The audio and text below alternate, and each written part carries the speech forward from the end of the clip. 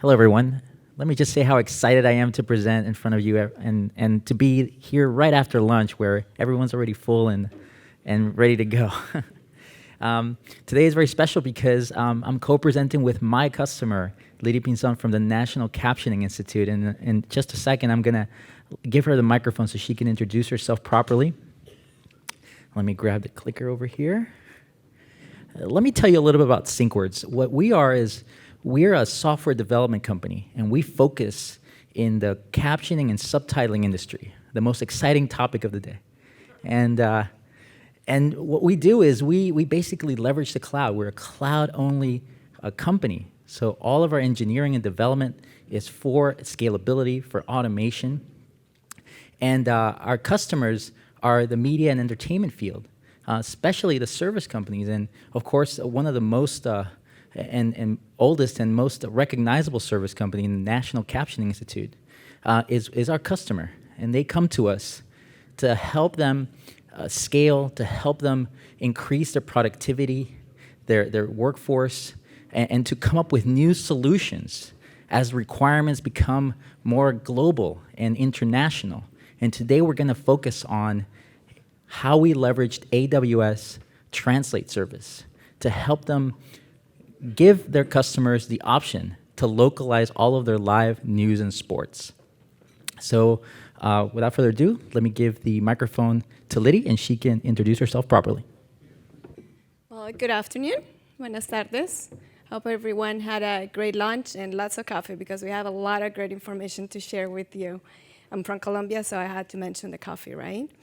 Can I have the clip? Thank you. So I wanted to start mentioning that the National Captioning Institute, next month, we're celebrating the 40th anniversary of the first program that was closed captioned here in the US. The wonderful world of Disney and the masterpiece the theater was the very first program with closed captions. And that opened up a huge world for the deaf and hard of hearing community to have access to media, to television around the country. And if you can imagine, 40 years ago, we started captioning only 6 hours per week. Currently, we captioned 200,000 hours per year of media content. And that involves networks, television networks, it involves government, education, everything. So going from 6 hours per week to 200,000 hours per year, that's just amazing. And just how content it has developed over the years. So for the past 40 years, NCI has used innovation and dedication to bring quality to viewers, as well as building the path and the technology for closed caption providers. So in 1979, we developed the decoder box. Some of you are familiar with that. It's the closed caption encoder. And then a decade later, we partnered with ITT Corporation to invent the closed captioned decoding microchip that went into the television sets.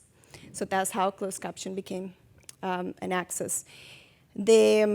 So if we fast forward to 2010, 2011, we partnered, our technology partner here, Syncwords, we developed and launched the recap solution that it provides live captions anywhere, anytime. So we've been talking for the last few years about content delivered everywhere, any day, anytime in mobiles. And now this program is coming with closed captions. So, and more recently, there was an opportunity to develop AI, power machine translation, and that for live captioning. And that, again, is in order to localize the content and bring live news, sporting events, and other content. So when we approach Syncwords, what our challenges? And I'm just going back, I don't know if everyone was here at the beginning with, I think it's Ricardo from AWS, that he showed, it was a very impactful screen, a slide of family getting together and just watching TV. And I think this is all about accessibility for the deaf and hard of hearing community. But now we're going farther. We're trying to reach out to other audiences. A client of ours that is still our one of the most important clients, they deliver 24/7 news. They came out to us and they said, we want our content delivered now to Spanish captions for the whole Latin American continent. And we want it in 45 days. So we were like, okay, 30, 45 days. We started scrambling around, looking for human translators. Every human translator, we had a pool of human translators, but we were supposed to caption 24/7. We didn't have the workforce to caption, or the translators. We had the captioners because Spanish captions is one of our strongest service that we provide currently. But to find translators 24/7 was a huge ordeal. And then in addition to that, they said, and in 3 months, we want Portuguese. And then in another 3 months, we might include Japanese and French and German. It's like, where are we going to find all these human translators? In addition to being so, if you go to these events, they have professional dubbing, which is also access. They have they're very expensive. We have another company that I can mention it here. It's called On24. They mainly serve clients like Pepsi and Amazon, Microsoft, and I'm not sure if I was allowed to mention Amazon. I'm sorry if I. But they hosted other events here in the U.S. or in Europe, and they were like, okay, we need all these multiple languages.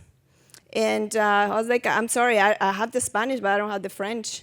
Can we still do it? They're like, no, we need all these multiple languages.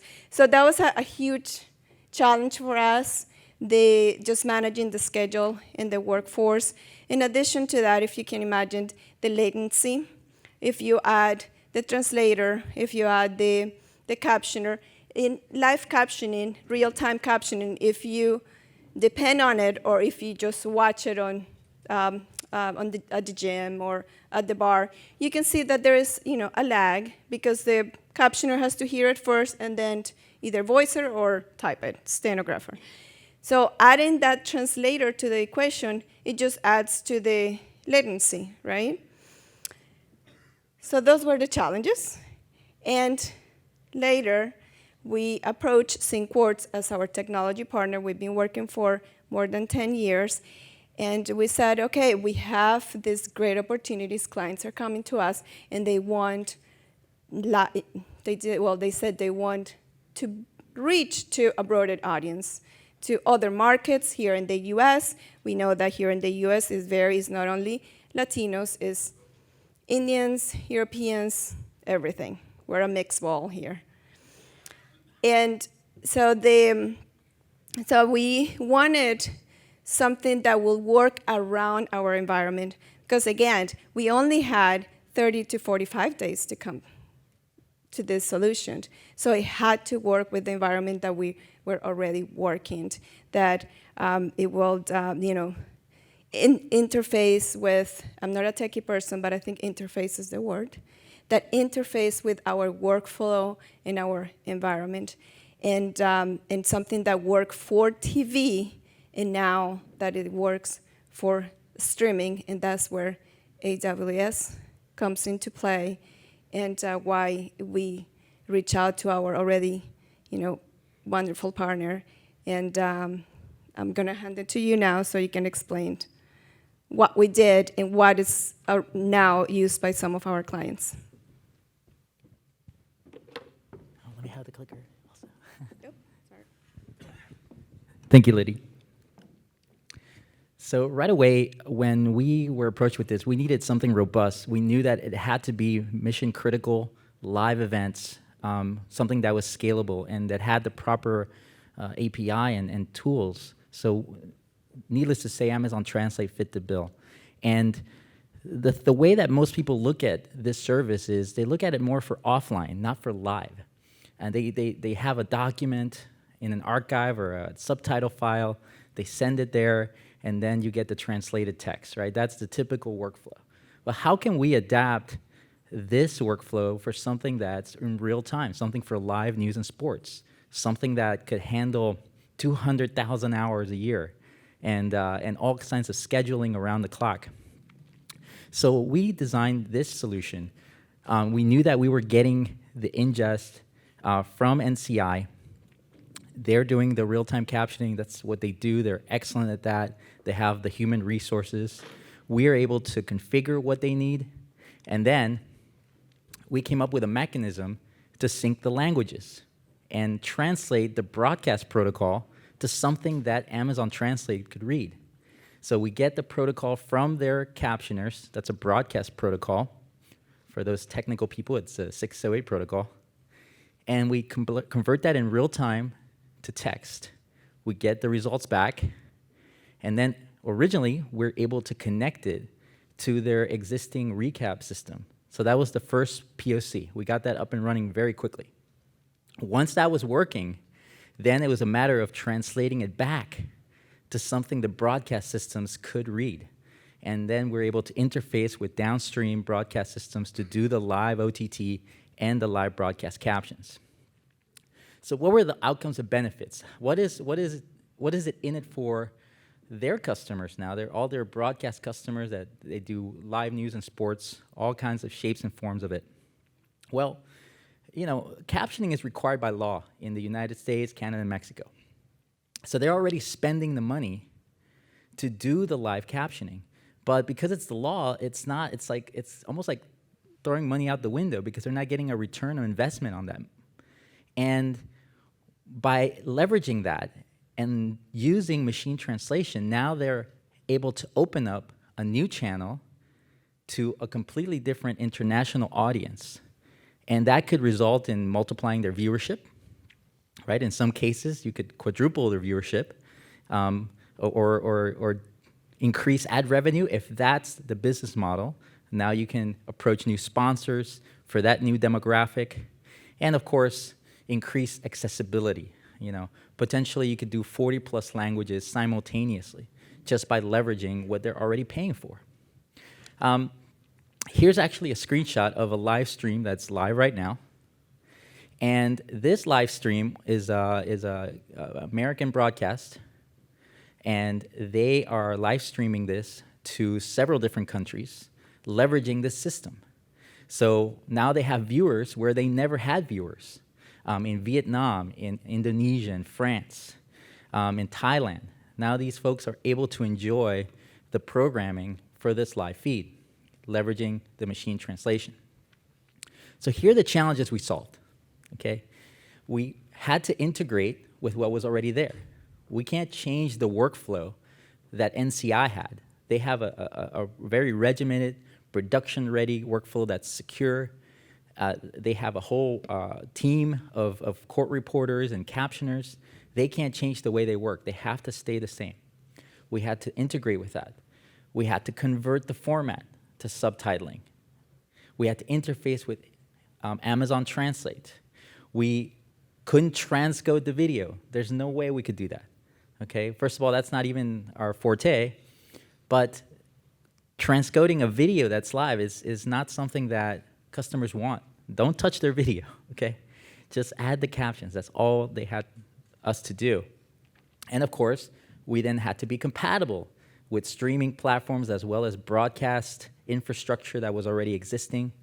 And we had to scale at any point. So without shutting down the live stream, we had to scale. We can add Chinese, or we can add Portuguese with just a press of a button without having to change anything in the workflow. But what about, how does that compare to a human translator, right? Is it better? Well, we did some benchmarks. And because machine translation is so quick, for live real-time video, we actually were able to minimize the latency compared to a human. And coverage we had 100% coverage. NCI has expert captions. They do sound cues when there's laughters, when there's applause, when there's speaker identification. All kinds of things are there in the original English. When you have a human translator, they're going to miss all of that. Well, with the machine translation, we get 100% coverage. All of this meant that we were able to scale and outperform any human translator using AWS Translate.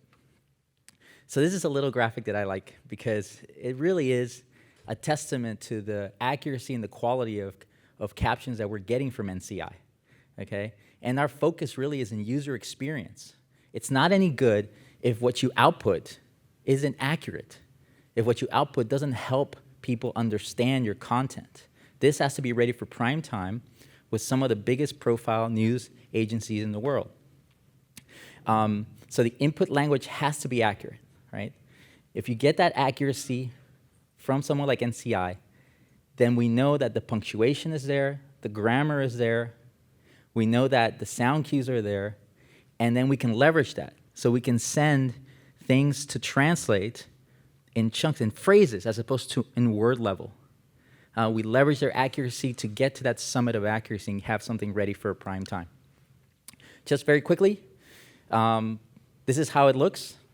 We emulated a closed caption encoder on the cloud, so they don't have to change anything. They don't even know that they're connecting their captioners.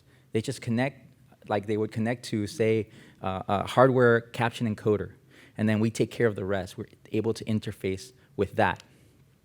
In the case of live streaming, we don't need the caption encoder at all, and that's a huge cost saving for their customers, right? We can just emulate it on the cloud. What about live OTT? So we have over here the typical live OTT. You have a contribution encoder, a very popular box, and that goes to the CDN.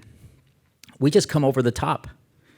We don't touch that upstream workflow at all. We come over the top, and instead of embedding the live stream, transport stream with 608 captions, we create a sidecar subtitle stream with VTT files. That also means that we're not limited to 608.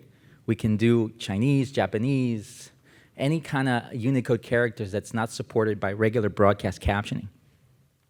Then we're able to connect to the CDN, and now we needed a player application.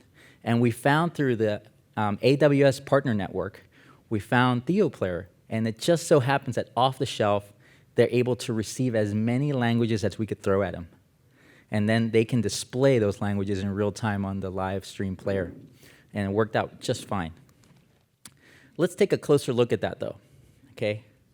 Because the truth of the matter is it's not as simple as it's just creating VTT files. There's a lot of issues with that. One of the things is how to synchronize that, right? So we have, let's say we do 20 languages at once. How do we synchronize all the languages so the timing is right, doesn't introduce latency? Well, first thing is NCI gives us that caption feed. We generate the M3U8, the VTT files, and we send that to the origin server. Okay, that's constantly refreshing. And what we do to then synchronize all the output languages is we analyze from the CDN the MPEG timecode from the transport stream, okay? That tells us exactly where those translated subtitles need to land. So that eliminates any kind of deviation, and it has conformity and consistency in the way that we're delivering the languages, okay? And once that's done, then we can send it off to the player application. And folks are already using it, it just works. And it can be turned on at any time. They don't have to stop the stream. You could give me a live stream right now, and we could put this right on top of that workflow. It's a very, very a great system because it makes them feel that, okay, I don't have to re-engineer everything. And as you can tell, with new technologies, especially cloud technologies, engineers don't want to hear it. They don't want to say, well, now you have to change. That could add months to a POC. And they need it onboarded right away. As Lydy said, we had a very short amount of time to get this working. But it gives us that level of scalability where we can introduce and leverage Amazon Translate at any point with anyone of their customers that does broadcast or live streaming. So in my opinion, this is really the answer, because everyone wants the same thing when they're airing live. They want more viewers. And at some point, when you want to grow your viewership, you're going to hit a language barrier, okay? And if you can leverage automation to get past that language barrier, well, then you can grow your audience by millions, and potentially, because you can send it to everyone in the world. And that's really the core of this solution, that we're able to deliver to NCI to be able to grow your audience, leveraging automation. And that's our presentation. If there's any questions, you can definitely ask now, or you can definitely talk to us or send us a quick email.